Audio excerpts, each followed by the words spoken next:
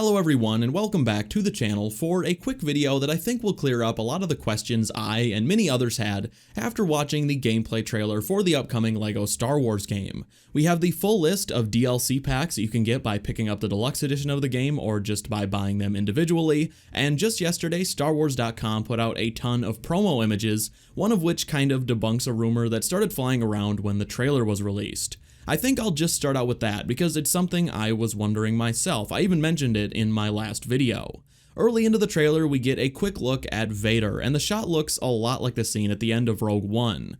A ton of people on YouTube and Twitter and, well, basically everywhere where people think, although I guess that might disqualify one of the places I just mentioned, but anyway, people were wondering if that short scene meant Rogue One levels were going to be included in the game, because up until this point, it was just assumed the games would only include the main series, not the spin-offs, which obviously the game is called the Skywalker Saga. Well, as it turns out, and unsurprisingly, the answer is no, Rogue One levels are not going to be included, at least at launch. StarWars.com released a bunch of previously unseen promo images yesterday, including one of Mace and Anakin, Maul and Obi-Wan, and also one of Leia on the Tantive V4 from the opening scene of A New Hope. By the way, and I had to look this up myself, it is pronounced Tantive V4 and not Tantive 4. I only looked into it before my last video because I also mentioned it in that one, and I figured if I pronounced it wrong, I'd get roasted into the depths of hell. So I looked into it, pronounced it correctly, and still had people saying I pronounced it wrong and threatening to scorch the entire earth on account of my great sin. So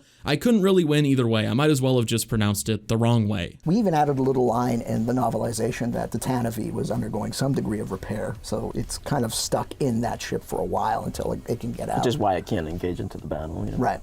And yes, it's pronounced Tantive. Tantive. That's from the old radio drama. It doesn't look like it's spelled that way, but that's what we've been saying. I think that's one of the first things I ever learned from you. Might have been. I honestly don't blame anyone for telling me I pronounced it wrong, even though I didn't, because I didn't personally know the proper pronunciation myself until 5 minutes before I made my last video, and it still feels odd to even say it that way, Tantive V4, because I've been saying Tantive 4 my whole life, although to be fair, I can't imagine I've even said it that many times. Believe it or not, the Tantive V4 doesn't come up all that often in daily conversation, which is hard to believe, I know. Something to think about. Anyway, in the episode 4 Leia image I mentioned, you can see the exact breach in the wall that Vader comes through in the trailer, so that shot is clearly just from the episode 4 level, not a Rogue One section of the game. That's not to say that Rogue One levels can't be included later, but that trailer scene isn't it. In episode 4, that scene actually looks very different from the LEGO trailer. He doesn't ever even use his lightsaber in that scene, and honestly the shot in the trailer looks way closer to Rogue One than A New Hope, so I imagine that shot is just a little nod to Rogue One during the A New Hope level and nothing more, which is nice.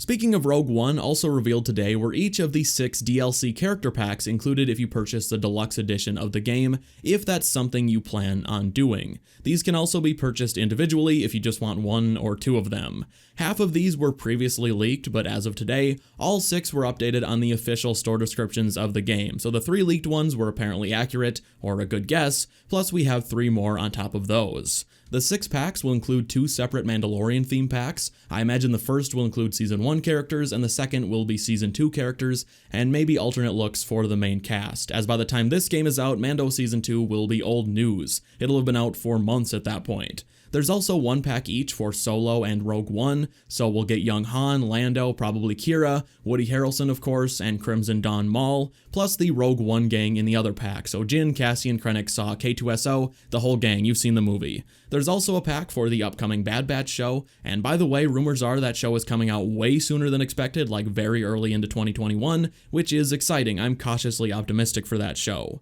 The final pack is something called the Classic Characters Pack, and there's no way of telling for sure, of course, because these packs don't have detailed descriptions, but my guess would be it's just going to be a pack of old character designs and models from the first 2 or 3 games, just for the sake of nostalgia, maybe the most important characters from the first 3 games with their old appearances. A ton of other games have done this in the past, like Resident Evil, where you can just use the old character models and designs for nostalgia's sake if you want to. Even though they don't mesh with the updated graphics at all, it is a fun option, and in the case of LEGO, it's not like the old designs are even going to stick out, they're just a little less detailed.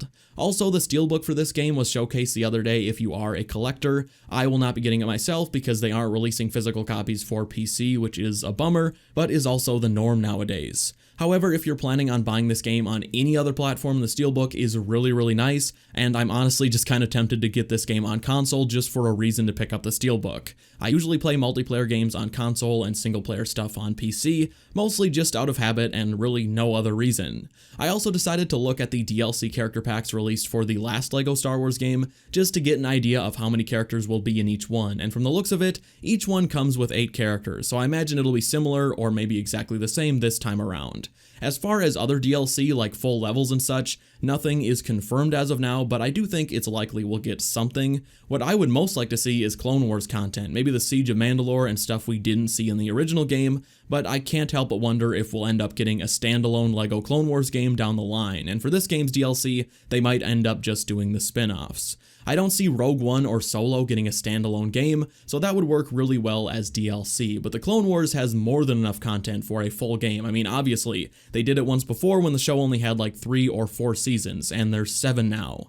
Alright guys, with that being said, that is going to do it for today's video. If you enjoyed it and could drop a like, I would definitely appreciate it, and if you are new around here, feel free to subscribe. Also, with that being said, I do want to take a moment and thank the sponsor for today's video, Skillshare. If you don't know, Skillshare is an online learning community with a focus on bringing people together to learn new and valuable skills. The astounding variety of options Skillshare has on offer is just incredible. If there's a creative skill you want to learn or just improve, Skillshare probably has you covered. Want to learn to play the guitar? There's a class for that.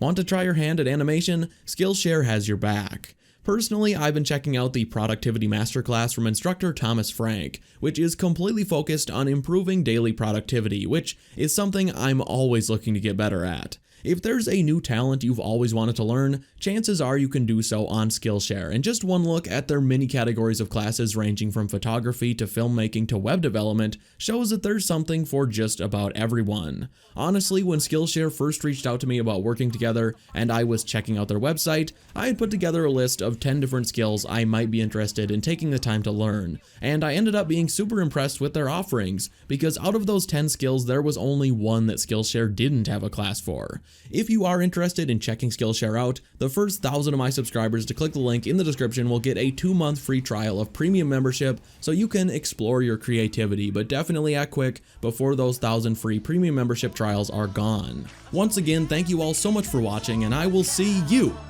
in the next one. Bye.